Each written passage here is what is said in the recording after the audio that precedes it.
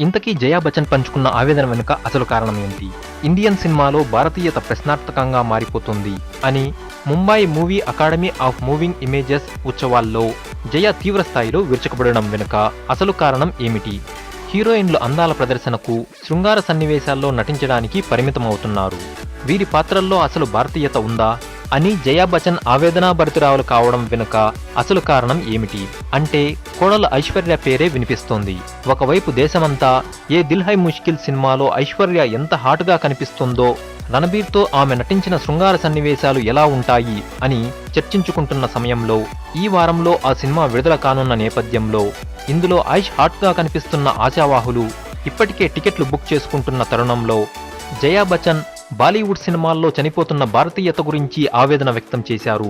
ఇక్కడ ఆమె భారతీయత అని అనడం కూడా కోడలి తీరుపై ఉన్న అసంతృప్తికి నిదర్శనమే అనే విశ్లేషణలు వినిపిస్తున్నాయి. వివాహ ప్రసవం అనంతరం కోడలు సినిమాల్లో నటించడం పట్ల బచ్చన్ ఫ్యామిలీకి అసంతృప్తి ఏమీ లేదు. అయితే ఐష్ రొమాంటిక్ ఎంటర్టైనర్లలో నటించడం పట్ల మాత్రం బచ్చన్ ఫ్యామిలీ అసంతృప్తిగా ఉందన్న విషయం ఇప్పటికే స్పష్టమైంది.